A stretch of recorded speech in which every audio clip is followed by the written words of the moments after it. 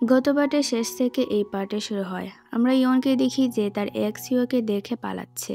এবার ইয়নের 12 বছর আগে ফ্ল্যাশব্যাকে দেখা যায় ইয়ন তার অফিসে কাজ শেষ করে চলে যাচ্ছিল, তবে সে আবার ফিরে আসে একটা জিনিস নিতে। তখন ইয়ন একটা কেবিন থেকে আওয়াজ পায়, তাই সে ওইদিকে গিয়ে শুনতে পায় তার সিও জিয়ন নামের একটা মেয়ের সাথে খারাপ আচরণ করছিল। তাই ইয়ন পরের দিন তার সিও কিম হানের বিরুদ্ধে মামলা করে। আর তখন কিম হান রেগে ইয়নকে বলে, তোমার কি মনে হয় আমি তার ইচ্ছার বিরুদ্ধে কিছু করেছি? ইয়ন বলে, হ্যাঁ আমি সেটাই দেখেছি। কিম হান চিয়নকে ব্ল্যাকমেল করে বলে, কি চিয়ন তুমি কি বলে ইয়ন যা বলছে তা সত্যি? এবার চিয়ন কিম হানের কথায় মিথ্যা বলতে বাধ্য হয়, আর ইয়ন পরে সেখান থেকে জব ছেড়ে চলে যায়। তবে কিম হান তারপরও ইয়নের পিছনে পড়া ছাড়েনি। সে প্রতিনিয়ত ইয়নকে বিরক্ত করেই গিয়েছে। তারপর ইয়নের বাবা মা মারা যায়, সেখানেও হাত ছিল এই কিম হানেরই। কিম হান ইয়নের বাবা মায়ের ফিউনারেলে আসে। সেখানে এসে তাকে অনেক কথা বলে আর কিছু টাকা দিয়ে যায় দান করে। কিন্তু ইয়ন সেই টাকাটা আবার কিম হানের মুখেই ছুঁড়ে মারে। সে সেদিন খুব বেশি অসহায় তো ছিলই, কারণ তার পাশে কেউ ছিল না। তার উপরেই কিম হান তাকে বারবার আঘাত করে গিয়েছে, যেভাবে পারছে সেভাবে। বর্তমানে ইয়ন এসব ভাবতে ভাবতে চলে আসে সিওকের বলা জায়গার সামনে। ইয়ন দূর থেকে দেখে সিওক তার জন্য অপেক্ষা করে আছে আর বারবার কল করছে। কিন্তু ইয়ন এতটাই ভেতর থেকে দুর্বল ছিল যে সে সাহস করে উঠতে পারে না সিওকের সামনে যাওয়ার। তাই ইয়ন সেখান থেকে ফিরে আসে বাড়িতে আর সিওককে মেসেজ করে বলে, আমার হঠাৎ করে মাথা ব্যথা করছে, তাই রেস্ট করতে বাড়িতে এসে পড়েছি। তোমার সাথে কাল দেখা হবে। সিওক বুঝতে পারে কিছু হয়তো হয়েছে, না হলে এইভাবে কেন বলবে। তাই সিওক ইয়নের বাড়ির সামনে আসে আর সেখানে কিছুক্ষণ দাঁড়িয়ে থাকার পর সেও ফিরে যায়। ইয়ন সারা রাত বসে বসে কাটিয়ে দেয়, কারণ তার ঘুম আসার নামই নিচ্ছিল না। পরের দিন যাইহোক গংকে বলে, ইয়নের কি হয়েছে? আজ তো সে স্কুলে যাওয়ার জন্য লেট হবে। তার উপর গত রাতে কোনো রকম কিছু খেয়ে সোজা বেডরুমে চলে গেল। এরকম তো সে করে না কখনো। গং বলে, আমাকে বলেছিল তার মাথা ব্যথা। তারপর ইয়ন বাইরে এসে বলে, আমি ঠিক আছি দাদা, স্কুল যাওয়ার জন্য লেট হয়ে যাচ্ছি, তাই এখন চলে যাই। যাইহোক বলে, ব্রেকফাস্ট করবে না? ইয়ন বলে, আমি স্কুল থেকে কিছু খেয়ে নিব। তো ইয়ন যাওয়ার পর যাইহোক ভাবে ইয়ন তো কখনো খাবার না খেয়ে যায় না, তাহলে কি সিওক আর ইয়ন ঝগড়া করেছে? আমি তো ওই শয়তান ছেলের হাড্ডি ভেঙে ফেলবো এরকম কিছু করে থাকলে।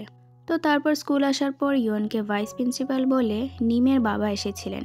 তুমি তো হয়তো অ্যাক্ট কোম্পানির নাম শুনেছ, তারই সিও সে। তবে তিনি তোমাকে খুঁজে চলে গেলেন, বলেছেন আবার আসবেন দেখা করতে।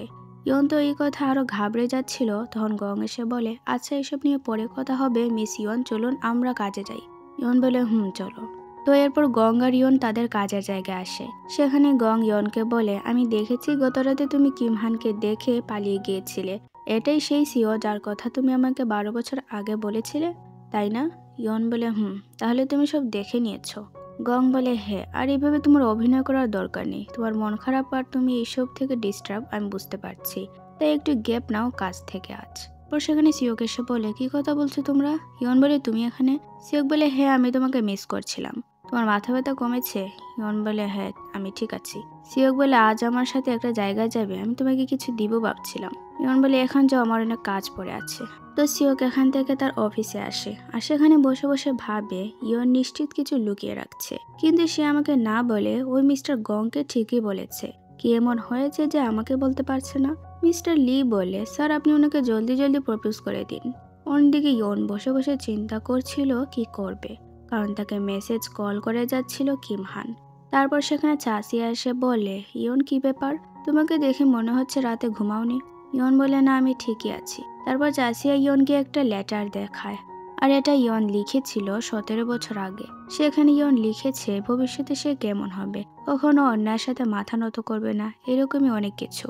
ইয়ন সেটা দেখে কিছু ভাবে, হয়তো সে আবার মন স্থির করেছে কিম হানকে ফেস করার জন্য। অন্যদিকে সিওক স্কুলে দেখে কিম হানকে, আর এবার আমরা একটা ফ্ল্যাশব্যাকে দেখি যে রাতে ফিউনারেলে কিম হান এসে আজে বাজে আচরণ করেছিল ইয়নের সাথে, সেই রাতে সেখানে উপস্থিত ছিল সিওক। সে সবকিছু দূর থেকে দেখেছে। এরপর হসপিটালে ইয়নের এই অবস্থা দেখার পরেই সিওক গিয়ে মারধর করে কিম হানকে। আর আমরা হসপিটালে সেদিন যে আঘাত সিওকের মুখে দেখেছিলাম সেটা এখান থেকেই পেয়েছিল সে। তো বোঝা গেল সিওক কখনো ইয়নকে একা রাখেনি, সে সবসময় আড়াল থেকে তার আশেপাশেই ছিল। তার সব খারাপ পরিস্থিতিতেও সে ছিল, শুধু ইয়নই সেটা জানতো না। বর্তমানে সিওক দেখে কিম হান ইয়নকে কল করছে, তাই সে মোবাইল নিয়ে কল কেটে দেয় আর তাকে বলে অফিসে এসে কথা বলতে। এরপর সিওক কিম হানকে ভালো করে সাবধান করে দেয় সে যেন তার মেয়ের ব্যাপারে ইয়নকে বিরক্ত না করে। তার যা দরকার, যা নিয়ে কথা বলা প্রয়োজন, সেটা যেন অন্য কারোর সাথে করে। এবার কিম হানা সেখান থেকে রেগে মেগে উঠে চলে যায়। তবে সিওক বেশ বুঝতে পারে ইয়ন কেন গতকাল থেকে তাকে এড়িয়ে যাচ্ছে। তাই সিওক ইয়নকে খুঁজতে থাকে চারদিকে, কারণ আগেরবার ইয়ন ছাদ থেকে পড়ে আত্মহনন করার জন্য গিয়েছিল। তাই এবারও যদি সেই রকম কিছু করে ফেলে, সেই ভয়ে ভয়ে সিওকের জান বেরিয়ে যাওয়ার অবস্থা হয়ে যায়। তখন ইয়ন কলে জানায় সে এখন ছাদেই আছে। সিওকের ভয় দ্বিগুণ থেকে 3 গুণ হয়ে যায়, আর ইয়নকে বলে প্লিজ তুমি নড়বে না, যেখানে আছো সেখানেই থাকো, আমি আসছি। এরপর সিওক দৌড়ে আসতে থাকে, আর তার বারবার মনে পড়ছিল 12 বছর আগে সে কিভাবে হসপিটালের সিঁড়ি বেয়ে ছাদে যাচ্ছিল, আর আজও একইভাবে সিওক সিঁড়ি বেয়ে উঠতে থাকে।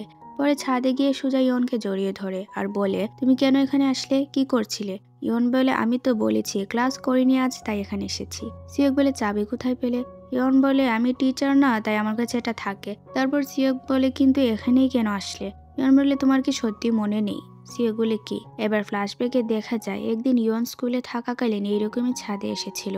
সেখানে বসে বসে সে ওই লেটারটা লিখে যেটা চাচিয়া তাকে দেখিয়েছে। সিওকি এসেছিল আর দুজন বসে বসে সেটা পড়ে। ইয়ন তখন সিওককে বলেছিল সে বড় হয়ে খুব সাহসী একজন হবে, যে সমস্ত অন্যায়ের বিরুদ্ধে লড়বে। সিওকে তাকে বলেছিল ও তাহলে আমার গার্লফ্রেন্ড একজন সুপারউম্যান হবে। এসব বলে তারা দুজন তখন অনেক মজা করেছিল। বর্তমানে সিওক ইয়নকে বলে ও হ্যাঁ মনে পড়েছে, এই ছাদটা তো আমাদের জীবনে অনেক ইম্পর্ট্যান্ট। ইয়ন বলে হ্যাঁ, আর আমি দেখো সুপার হিরো থেকে জিরোর মতো হয়ে গিয়েছি। সিওক বলে কেন, কি হয়েছে? ইয়ন বলে তুমি আমাকে কেন এখনো পছন্দ করো? কারণ আমি তো আগের মতো না, আমি কাওয়ার্ডের মতন সবকিছু থেকে পালিয়ে যাই।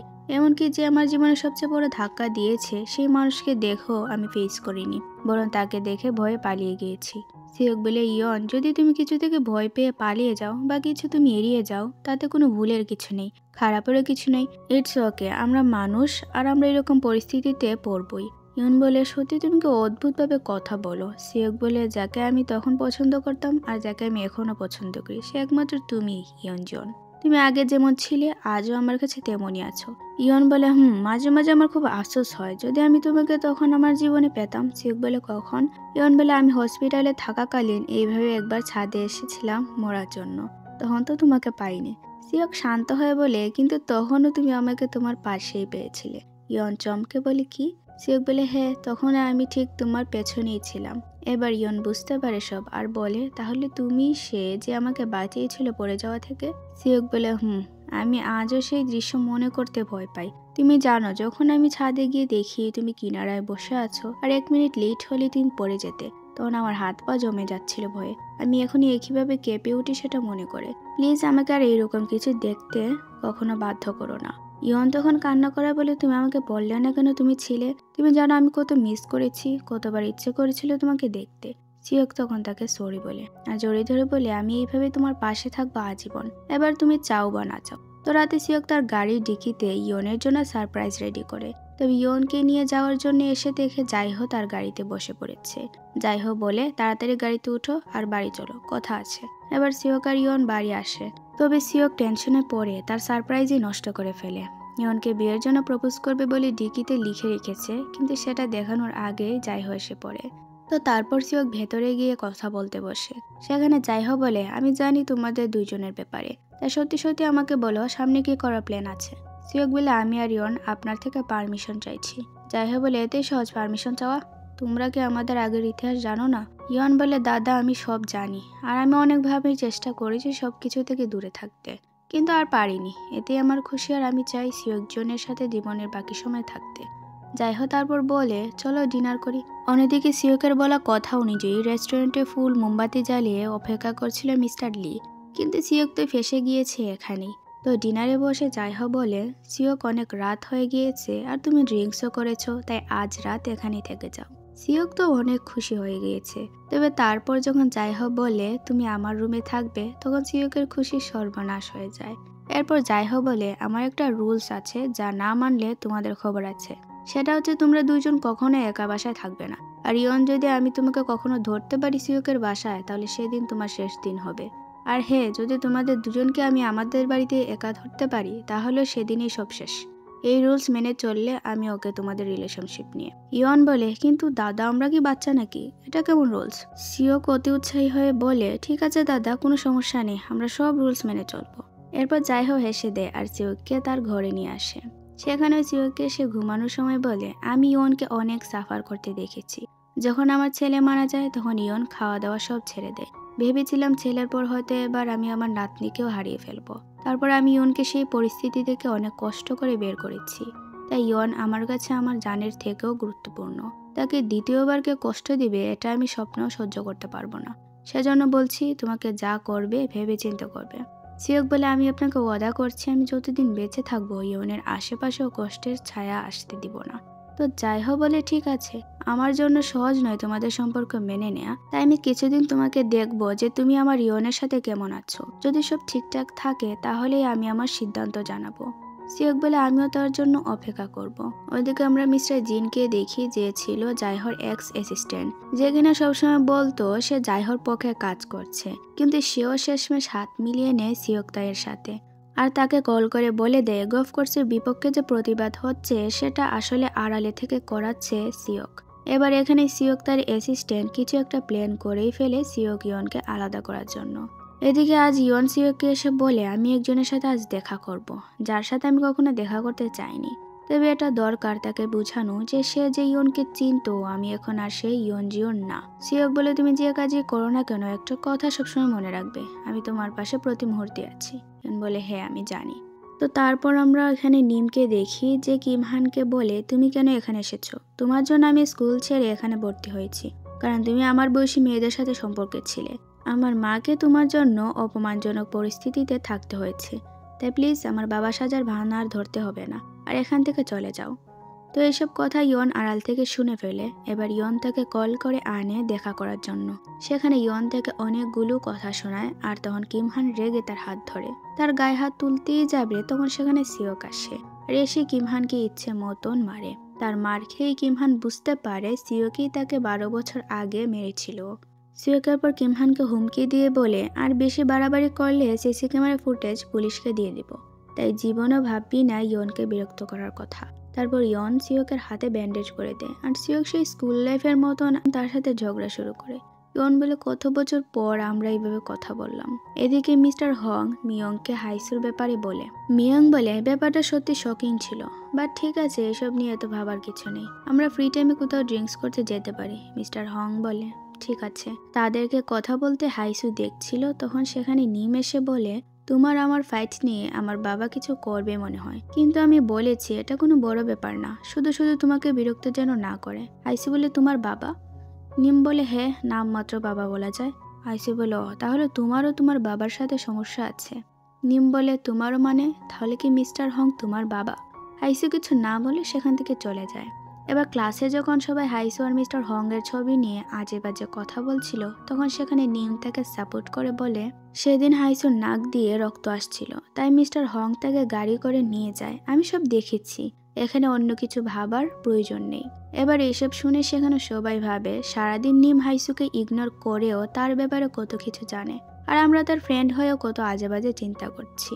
অন্যদিকে ইয়নকে আজ সিওক নিয়ে যাচ্ছিল একটা জায়গায় বিয়ের জন্য প্রপোজ করতে। তবে মাঝপথে গিয়ে মনে পড়ে রিং তো সে ইয়নের বাড়িতেই রেখে এসেছে।